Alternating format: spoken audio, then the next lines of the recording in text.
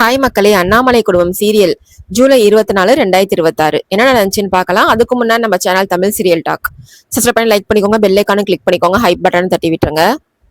லீலாவை திட்டுறாங்க. உன்னால நம்ம குடும்பத்துக்கும் அண்ணாமலைக்கும் அவமானமா போச்சு, எதுக்கு நீ இப்படி பண்ணன்னு லீலாவதி கேக்குறாங்க. வான்மதி சொல்றா, எனக்கு பசிச்சுது அதனால தான் நான் சாப்பிட்டேன்னு சொல்றா. ஏன் இப்படி பண்ண? உனக்கு சாமி மேல கொஞ்சம் கூட நம்பிக்கை இல்ல? நம்பிக்கை இல்லாத பண்ணா இப்படிதான். உண்மையா விரதம் இருக்கிறவங்களுக்கு பசிக்காது அப்படின்னு சொல்றாங்க லீலாவதி. உன்னோட சின்ன பொண்ணு தானே வெண்ணிலா, அவ இருக்கலையா அப்படின்னு வெண்ணிலா காமிச்சு சொல்றாங்க. அப்ப இன்னும் கடுப்பாகிறா வான்மதி. அப்போ திட்டிட்டு இருக்கும் போது அண்ணாமலை சொல்றாங்க, நீ விரதம் இருக்கல, ஆனா எதுக்கு விரதம் இருந்தேன்னு பொய் சொன்ன அப்படின்னு கேட்கும் போது வான்மதி சாரி சொல்றா. இனிமேலாச்சும் இது மாதிரி பண்ணாம இரு அப்படின்னு வான் பண்றாங்க. லீலாவதி திட்டுறாங்க, சரி விடுங்கக்கா, சின்ன பொண்ணு ஏதோ தெரியாம பண்ணிட்டா விடுங்கன்னு சொல்லிடுறாங்க. அப்படி பேசிட்டு திரும்பும் போது ரவுடிங்க வந்து அண்ணாமலை மேல இடிச்சிடுறாங்க. அண்ணாமலை மேல இடிச்சிட்டு அவனுங்க பயந்துட்டு ஓட பாக்குறானுங்க. அண்ணாமலைக்கு சந்தேகம் வந்து கேக்குறாங்க. அதுக்கு அந்த ரவுடி சொல்றான், நான் தெரியாம இடிச்சிட்டேன், திட்டுவீங்கன்னு தான் நாங்க பயந்துட்டோம், அதனால்தான் போனேன்னு சொல்றான் ஓட பார்த்தன்னு. அதுக்கு நீ ஓட பார்த்தா சரி, உன் கூட வந்தவங்க எல்லாம் எதுக்கு சேர்ந்து ஓடினாங்க, எனக்கு சந்தேகமா இருக்கு அப்படின்னு சொல்லும் போது, இல்ல மேடம் நீங்க ஏதாச்சும் சொல்ல போறீங்கன்னு தான் நாங்க போனோம் அப்படின்னு சொல்லும் போது, நாங்க ஓடல அப்படின்னு சொல்றான். உங்களை இடிச்சதும் நீங்க ஏதாவது கோவப்பட்டு போறீங்கன்னு தான் நாங்க ஓடணும் அப்படின்னு சொல்றான். உனக்கு பொய் சொல்ல வரலன்னு சொல்றாங்க அண்ணாமலை. என்னை இடிச்சது நீ தான், ஆனா இவங்களும் சேர்ந்து ஒன்னானுங்க, அப்ப நீங்க வேற ஏதோ பிளான வந்திருக்கீங்க, உண்மையை சொல்லுங்க, யார் நீங்க, எந்த ஊருன்னு கேக்குறாங்க. அப்போ இந்த ஊரு தான், திருவிழா பார்க்க வந்தோன்னு அந்த ரவுடிங்க சொல்றானுங்க. உங்களை பார்த்தா திருவிழா பார்க்க வந்த மாதிரி தெரியலையே அப்படின்னு சொல்றாங்க. உங்க மொழியே சரியில்லைன்னு சொல்றாங்க. உங்க போனை கொடுங்கன்னு சொல்றாங்க. உடனே உத்தமன் ஆளுங்க தான் அவனுங்க. போனை கொடுத்துடாதீங்கன்னு மனசுக்குள்ள அவன் நினைச்சிட்டு இருக்கான் உத்தமன். அண்ணாமலை விசாரிச்சுட்டே இருக்கும்போது அப்போ கோதண்டன் வந்து, இது எங்க ஆளுதான், எதுக்கு எங்க ஆளுங்களை மிரட்டுறீங்க, திருவிழா பார்க்க வந்தவங்க அவங்கலாம் அப்படின்னு சொல்லி அவனுங்களை காப்பாத்திடுறான். கோதண்டன் சொல்லவும் ஒன்னும் சொல்ல முடியாம அமைதியா விட்டுடுறாங்க அந்த ஆளுங்களை அண்ணாமலை. அடுத்தது உத்தமன் வந்து அந்த ரவுடிங்கள்ட்ட பேசிட்டு இருக்கான். கொஞ்ச நேரத்துல, நீங்க இப்படி பண்ணிட்டீங்களேடா, பார்த்து வரமாட்டீங்களான்னு உத்தமன் கேக்குறான். நீங்க கவலைப்படாதீங்க, சிலையை கடத்தது பெரிய விஷயம் இல்லை, நாங்க பாத்துக்கிறோம்னு சொல்லும் போது அவங்க கூட இருக்கிற ஒரு ஆள் சொல்றான், அவங்க ஒரு சின்ன பொய் சொன்னதுமே விட்டாங்க, அவங்க என்ன பண்ண போறாங்க, பயப்படாதீங்கன்னு சொல்றான்.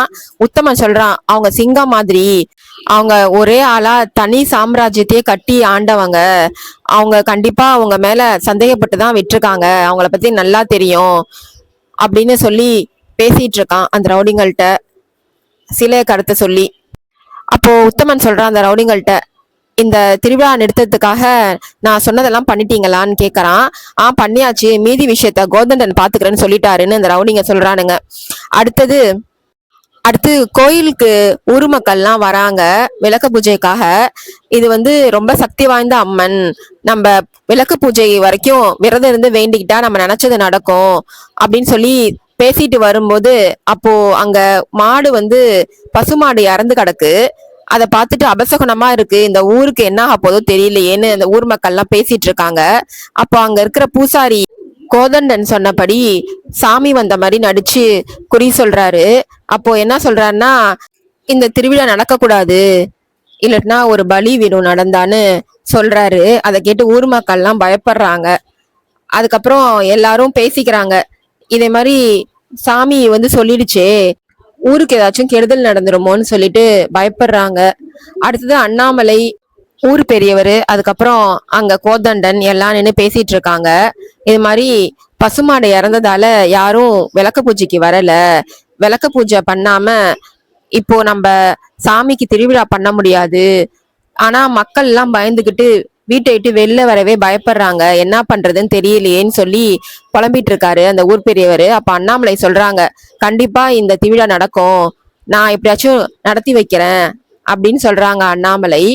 இப்போ என்ன பண்றதுமா, என்னோட சின்ன வயசுல இதே மாதிரி திருவிழா நடத்த போக அப்போ இதே மாதிரி நின்னதுனால அப்போ எல்லாருக்கும் அம்மா போட்டு கொத்து கொத்தா ஊர் மக்கள்லாம் இறந்துட்டாங்க, திரும்பவும் இது மாதிரி நடக்க போகுதோன்னு பயமா இருக்கு, மக்களுக்கு ஏதாச்சும் ஆகுடுமோன்னு பயமா இருக்கு, திருவிழா நிறுத்தக்கூடாது நடத்தணும்னு சொல்லி பேசிட்டு இருக்காரு.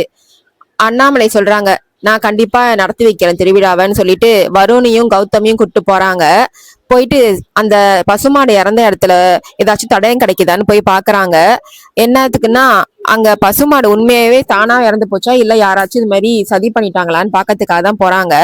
ஆனா அவங்க நினைச்ச மாதிரியே அங்க பசுமாடு தானா இறக்கல, அந்த கோதண்டத்தோட பிளான் தான் அது. அந்த பசுமாட்டை யாரோ இழுத்துட்டு வந்து போட்டிருக்காங்க அப்படின்னு கண்டுபிடிச்சிடுறாங்க அண்ணாமலை, தானா சாகலன்னு.